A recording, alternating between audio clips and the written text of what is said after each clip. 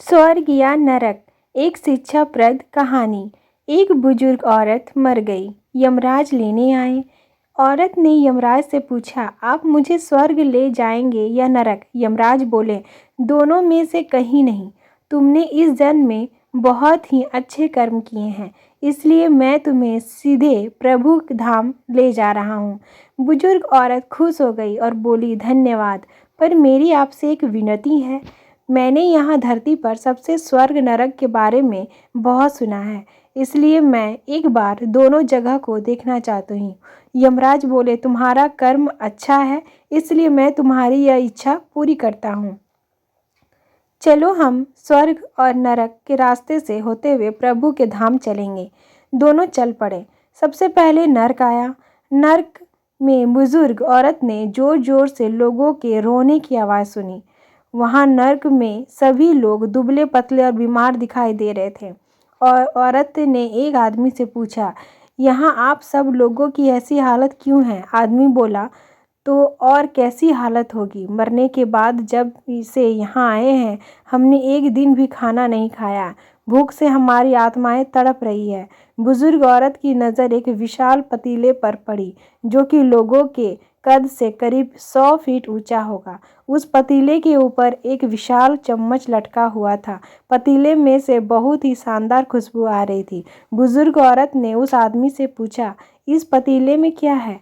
आदमी मायूस होकर बोला, ये पतीला बहुत ही स्वादिष्ट खीर से हर समय भरा रहता है। बुजुर्ग औरत ने हैरानी से पूछा, इसमें खीर है? तो आप लोग पेट भर के ये खीर खाते क्यों नहीं? भूख से क्यों तड़प रहे हैं? आदमी रो रो कर बोलने लगा, कैसे खाएं? ये पतीला 100 फीट ऊंचा है। हम में से कोई भी इस पतीले तक नहीं पहुंच पाता। यह सुन बुजुर्ग औरत को उन पर तरस आ गया। सोचने लगी, बेचारे खीर का पतीला होते हुए भी भूख से बेहाल है। शायद ईश्वर ने इन्हें यही दंड दिया होगा। अब यमराज बुजुर्ग औरत से बोले, चलो हमें देर हो रही है। बोली कि दोनों चल पड़े। कुछ दूर चलने पर स्वर्ग आया। वहाँ पर बुजुर्ग औरत को सबके हंसने और खिलखिलाने की आवाज़ सुनाई दी। सब लोग बहुत खुश दिखाई दे रहे थे। उनको खुश देखकर बुजुर्ग और औरत भी खुश हो गई। पर वहाँ स्वर्ग में भी बुजुर्ग औरत की नज़र वैसे ही 100 फीट ऊंचे पतीले पर पड़ी जैसा नरक में था। उसके ऊपर भी वैसा ही चम्मच रखा हुआ था। बुजुर्ग औरत ने वहाँ लोगों से पूछा, इस पतीले में क्या है? स्वर्ग के लोग बोले, इसमें बहुत ही स्वादिष्ट खीर है। बुजुर्ग औरत हैरान हो गई और उसने बोली उससे, पर ये पतीला तो 100 फीट ऊंचा है। आप लोग तो इस तक पहुंच ही नहीं पाते होंगे। उस हिसाब से तो आप लोगों को खाना मिलता ही नहीं होगा। आप लोग भूख से बेहाल होंगे। पर मुझे तो आप सब बहुत खुश लग रहे हो, ऐसा कैसे?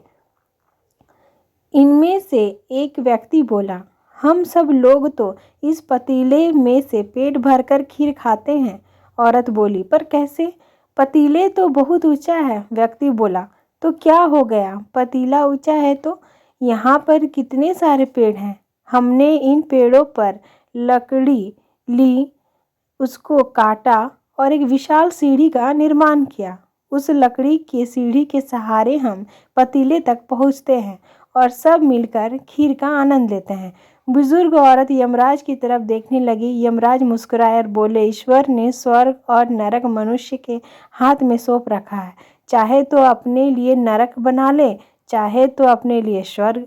ईश्वर ने सबको एक समान हालातों में डाला है। उसके लिए उसके सभी बच्चे समान हैं। वह किसी से भेदभाव नहीं करता है। वहाँ नरक में भी पेड़ पौधे सब थे, पर वह लोग खुद ही आलसी हैं। उन्हें खीर हाथ में ही चाहिए।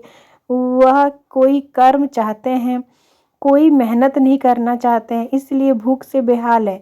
क्योंकि यही तो ईश्वर की बनाई इस दुनिया का नियम है। जो कर्म करेगा, मेहनत करेगा, उसी को मीठा फल खाने को मिलेगा। स्वर्ग के सपने छोड़ दो, नरक का डर छोड़ दो। बस अपनी वजह से किसी का दिल ना दुखे, इतना सोचो और बाकी सब कुदरत पर छोड़ दो।